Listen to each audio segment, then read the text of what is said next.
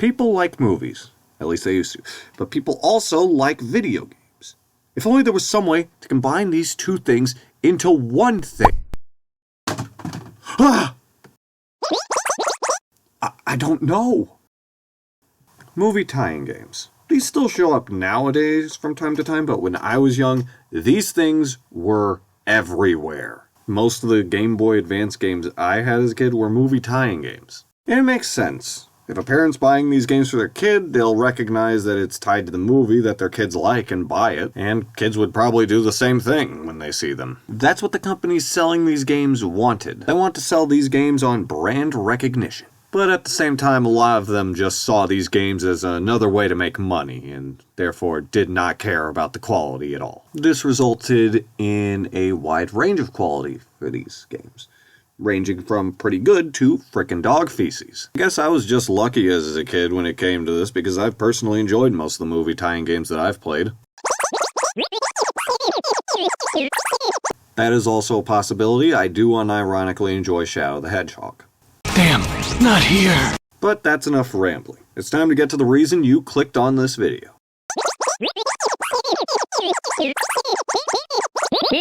Why am I friends with you? Ba ba ba ba ba ba ba. Let's-a go. We'll start by taking a look at what was definitely my favorite GBA game as a kid, the SpongeBob SquarePants movie. The game. When most people talk about this game, they talk about the console version that was made by Heavy Iron Studios. That version was a sequel to their prior SpongeBob game, Battle for Bikini Bottom, but I've never played that one. Heck, I hadn't played Battle for Bikini Bottom until Rehydrated came out. Like I said, I played the GBA version. This version was created by WayForward, the creators of the Shantae series and a bunch of other games that I've never played. Yeah, this is the only game by them that I've ever played, which is strange because it's a darn good one and you'd think I'd try looking into them more. The game opens to a chiptune recreation of the show's main theme song. Oh, my brother got me a new microphone for Christmas. Back to the topic at hand. After hitting start, we're greeted with two options: new game and password. Yeah, this game uses a password system instead of traditional saving, which is understandable. It's a Game Boy Advance game. There are hardware limitations. However, unlike most games that use a password system, which use numbers and letters, this game has a password system that uses pictures of the characters' faces, leading to combinations that sound like insane ramblings if you were to list out a password without context. So if you want to beat everything immediately, just remember to type in Neptune, Neptune, Patrick, Tongue, Grandma, SpongeBob, Neptune. Simple, right? Ugh. Hitting new game will prompt you to select a difficulty: easy, medium, or hard. The difficulty setting doesn't change the enemy placements, item placements, or level design, but rather it changes how much health you have at the start of a level, how many lives you start with, how much time you have to complete the levels, the time limits for the bonus levels, and the amount of checkpoints in each stage. Personally, I prefer to play on medium. I was able to beat the main game on hard mode, but I was only able to beat half of the bonus stages because the time limit is so strict on hard mode that you have to be a pixel-perfect speedrunner just to barely beat them. What, you think you could do better? Yeah, that's what I thought. The game consists of 6 main worlds: Bikini Bottom, Coral Canyon, the Desert, the Trench, Shell City, and Hasselhoff's Bikini? With just the line part of the question mark, not the dot. Now let's jump into the first level.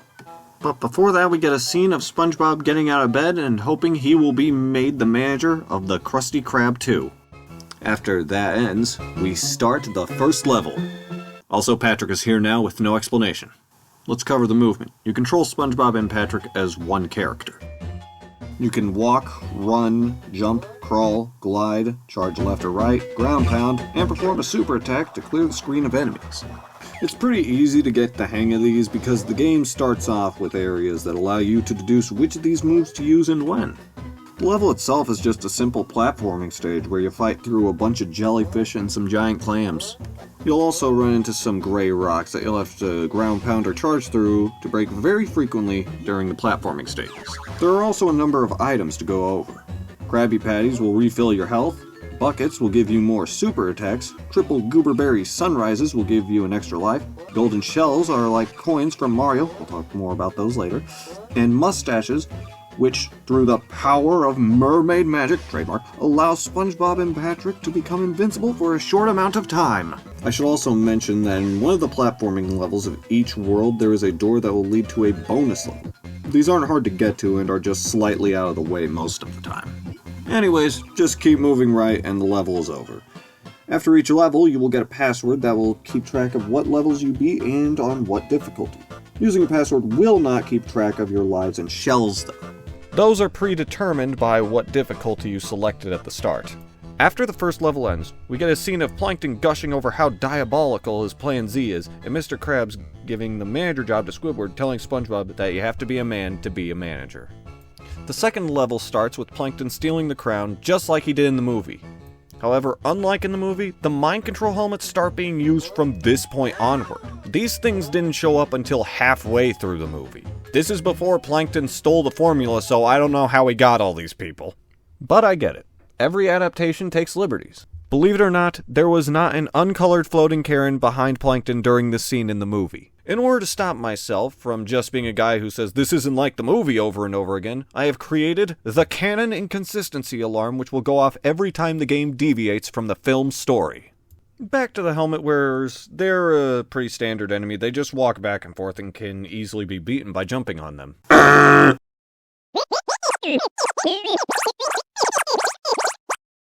Yeah, I'll put it right next to meeting you. There are also small scallops that are pretty annoying to deal with. When you face them, they just bob up and down and try to reach your level of altitude. But when you turn away, they begin lunging their tongues around frantically and try to attack you. They're basically Boos from Mario, but worse. After that, we have one more platforming stage to do for this world, and I've just about covered everything of note in these levels. But there is one strange thing about the third level. You start at the Chum Bucket, you go through a whole gauntlet, and then you make it to the Krusty Krab. I don't think I need the alarm to state what's wrong with this, but I'm gonna use it anyways. After that very unnecessary detour, you go to the Krusty Krab 2, where Neptune has frozen Mr. Krabs after Plankton framed him for stealing the crown, prompting SpongeBob and Patrick to go get the crown to save the town and Mr. Krabs! Yeah! It's my show, I can sing if I want to. This begins the first driving stage.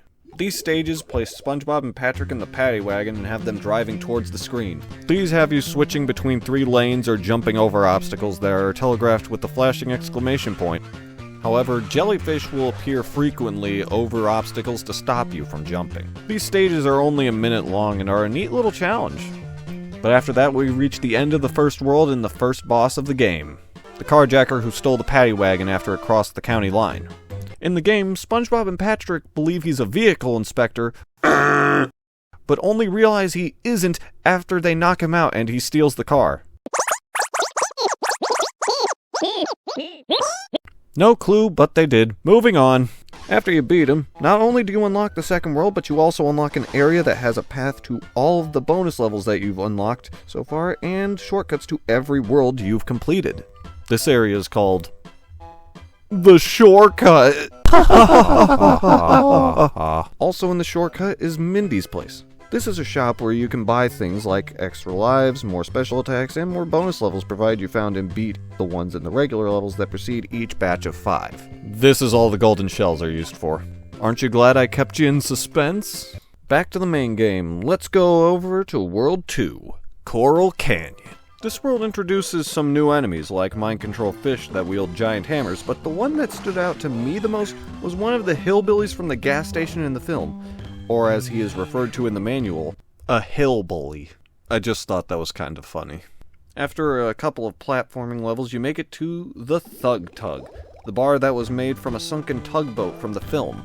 After what I hesitate to call a platforming stage, considering it's just a hallway filled with tables and chairs, you make it to the boss of this world, the Thug Tug Thug. This is just some generic-looking big green fish. That is a strange design choice, because we see what I assume is an earlier version of him on the back of the box. That version of him was a pinkish purple and he wore an eye patch. This design gives him more of a resemblance to the lead fish of the bar in the film, who would have been the ideal choice for a boss fight of this world. Regardless of that, after you beat him, you get the key to the paddy wagon back. On to World 3. After another driving level and a quick run through a desert, we enter a monochrome-looking area filled with skulls that have somehow been positioned into mashing pillars. If you get conned or one of these, you don't just take a hit, you lose a life.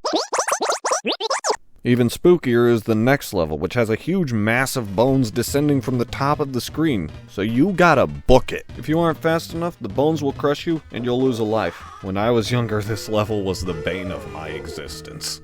But after a little bit, you'll reach a part where you just have to crawl through gaps in the bones till they stop falling, and it becomes a regular level after that.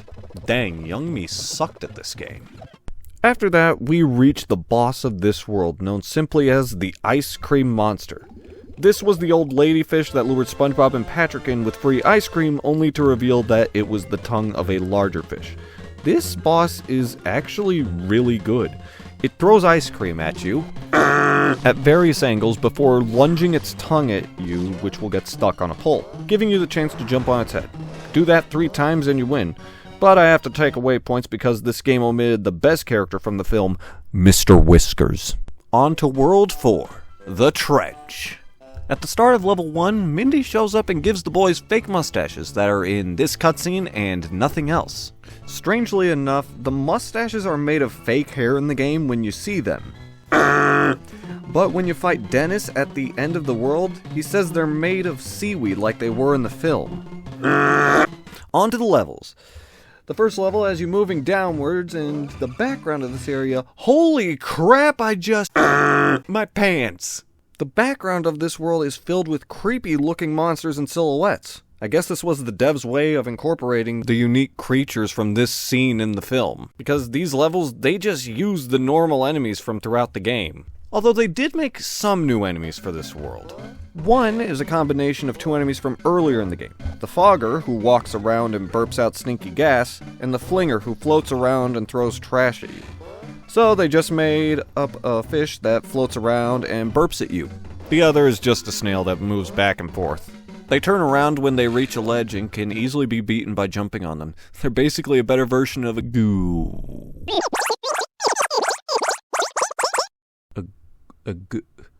A snail that can be jumped on to beat. The first level also introduces wooden platforms that if stood on for too long will fall down. Nothing else of note really comes out of that one. Moving on. The next 2 levels have something a bit more interesting going on. There's a gust of wind that blows to the left and pauses for a short amount of time before resuming. You can avoid this wind by standing directly next to a wall. You can keep track of whether or not the wind is blowing by keeping an eye on the murk effects that are in the foreground of the screen. This helps add some much needed challenge to the platforming stages. Especially during the 3rd level, when you're jumping left and right while moving up in order to leave the trench. After you beat level 3, we have another driving stage. Or should I say, running stage, because the paddy wagon is not a thing anymore. The game never addresses the paddy wagon being gone or what happened to it, but if you've seen the film, you know what happened. And if you haven't seen the film... Okay, so I was going to show an edited clip of the movie, but I don't want to risk getting copyright struck, so I'm just going to use MS Paint to tell you what happens. So basically, they're driving in the paddy wagon, running away from Ice Cream Monster here. He ate the paddy wagon, and then a big eel ate him. And then here's Qui-Gon Jinn saying, "There's always a bigger fish," because that's what he says in the movie. The Phantom Menace, not the SpongeBob SquarePants movie, but you probably already knew that. Bye. Yeah, that just about covers it. After that, we reach the boss of this world, Dennis. I know I haven't gone in-depth on most of the bosses in this game, but there's a good reason for that. Most of them are too simple to warrant a description. The first boss? Duck under the crowbars, then jump on his head when he runs at you. The second boss? Let him jump around till he gets tired, and then you can jump on his head. Or you can jump on his head at any time if he's in jumping distance. Dennis is just a better version of the second boss. He jumps around trying to land on you with his spiked boots, and you can only attack him when he gets stuck after that cycle of bounces. Honestly, the ice cream monster was probably the best boss in the game. That one at least had a pattern that you couldn't just jump or duck under. I don't think any of the bosses in this game are bad per se, except for one, but we'll get to that. I just think they're very simple. Anyways, tangent over, back to now. After you defeat Dennis, he gets crushed by Bigger Boot, prompting SpongeBob and Patrick to run away from the Cyclops, technically beginning World 5. I say technically because while the entire world is called Shell City, the first level takes place underwater as they're running away from the Cyclops. The first level is a running level, which just confuses me because if you fail the level, you'll have to try again, but if you win, he catches you and you just end up at Shell City anyways. Honestly, it just sort of felt like they were padding out the game. Well, whatever the reason, we are now in Shell City. I'm done with the bit, it isn't funny anymore. This was as far as I made it in the game as a kid because the gimmick of these stages just made it too difficult for me to beat. Honestly, it was a miracle I even made it this far in the game at that age. This was the same kid who couldn't get past the second platform in the Disney Atlantis PS1 demo. Anyways, the gimmick is that on the right side of the screen, there's a thermometer that after 9 to 10 seconds, it will fill up and you will immediately lose a life. The only way to stop it from filling up is to ground pound the fire alarms that are placed throughout the level and activate the sprinklers. A pretty nice way of adapting how SpongeBob and Patrick managed to escape in the film. This area is just purely platforming. No enemies at all. Just gotta jump over thumbtacks while dodging fish hooks and bobbers while navigating the shelves of the gift shop. I honestly love the attention to detail that was placed into this area. You have no enemies because they would need water. When you charge, you kick up dust instead of bubbles. And if you let the thermometer fill up, SpongeBob and Patrick will dry out instead of the standard dying animation. Cheers all around. The boss of this area is the Cyclops, and this guy is a frickin' joke. Remember how I said there was only one boss in this game that I considered to be bad? Well, this is it. And here's why. To beat him, you have to ground pound a glue ball every time he sticks his face up to squirt glue onto his face. But his face is not up the entire time. He usually keeps it below the stage as he tries to grab you with his hand. If you dodge the hand, you have to dodge it 2 more times before he becomes vulnerable. But if you let him catch you, you get to break free of his hand and he will immediately stick his head up after that. Because of this, you can beat him in less than a minute. The funniest part is, I found this out by accident. I was a little bored when I was recording the gameplay, so I turned on a Doug video, and I was too focused on that to notice him catch me, and that was when I found out you could button mash to get free, and that it resets his pattern if you do. I guess you do have to worry about the thermometer filling up, but that's a non-issue because the fire alarm's just slightly to the left of the glue bottle. All in all, this boss was just stupidly easy for the second to last world. Also, Doug is hilarious, and you should go watch him. And with that, we have completed Shell City and move on to the final world. And it's there where we meet the man, the myth, the legend, David Hasselhoff's chest. And according to this text box, he speaks through his left nipple. I'm guessing they didn't have the rights to use David Hasselhoff's likeness for the game, so we never get a clear shot of his face.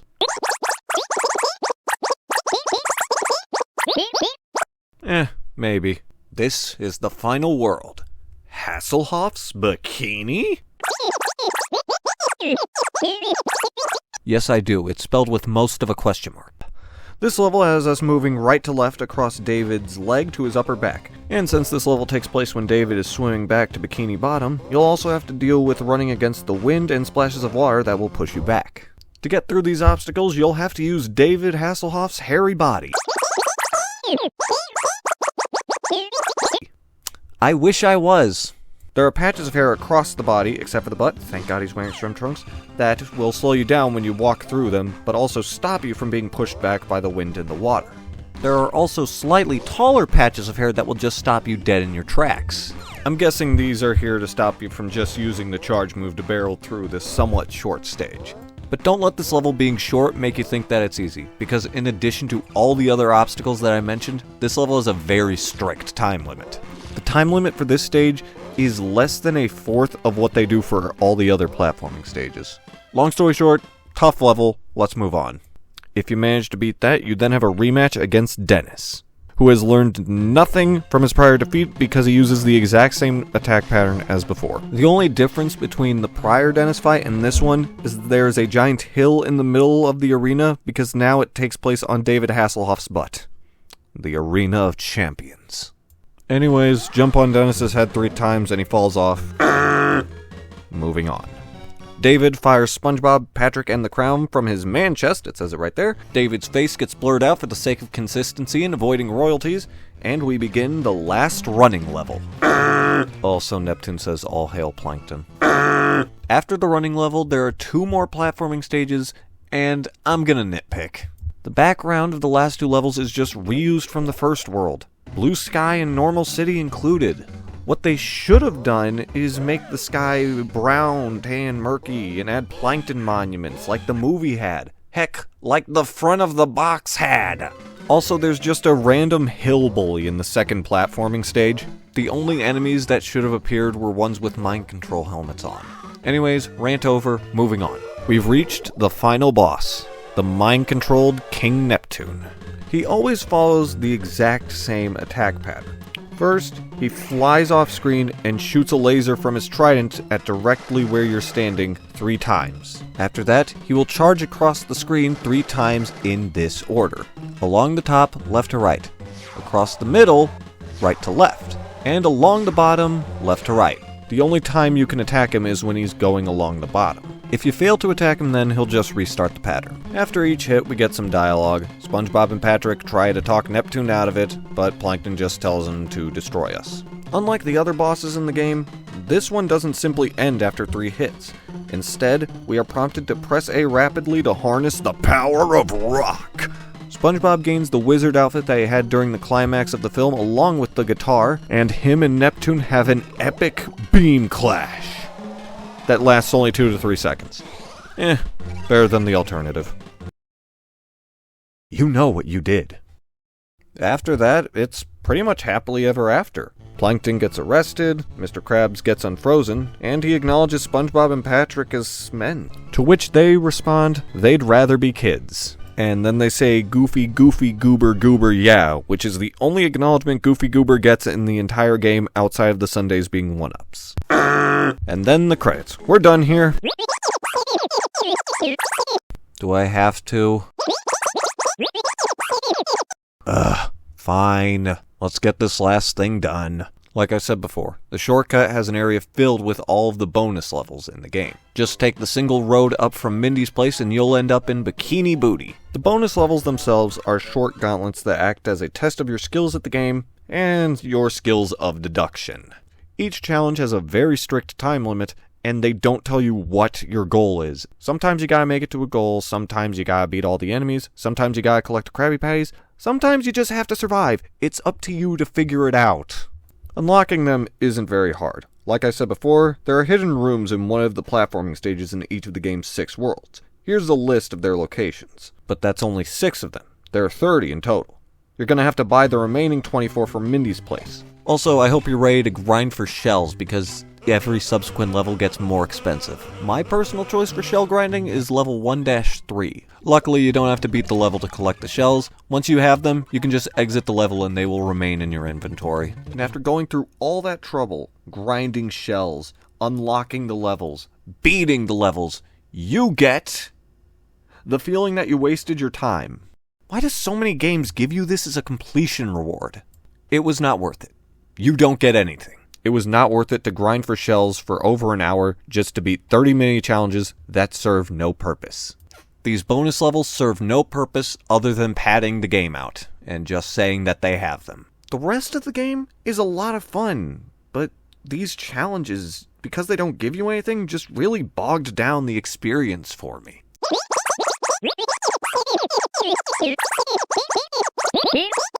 I guess that's fair, but not even a screen that says congrats? Just makes it feel a little hollow. All in all, it's a fun game. It's a serviceable adaptation of the film. The bosses are a little lackluster. I have some issues with the final world's presentation, and the bonus levels are just a waste of time, but those issues don't hold the game back for me. Except for the bonus levels. Just skip those if you're going to play this. It's got great controls, fun levels, and a lot of love put into it.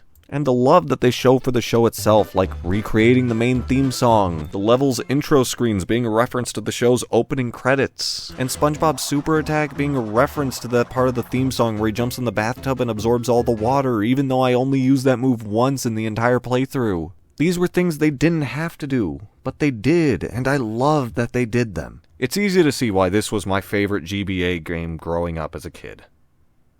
Not that there was much competition. Overall, it's a really fun game, but it's almost 2 decades old now. Next time we'll be taking a look at a movie game that's a bit more recent. This one's only almost 1 decade old. Feel old yet? We'll save that one for episode 3. Episode 3. Revenge of the Sith! Episode 3.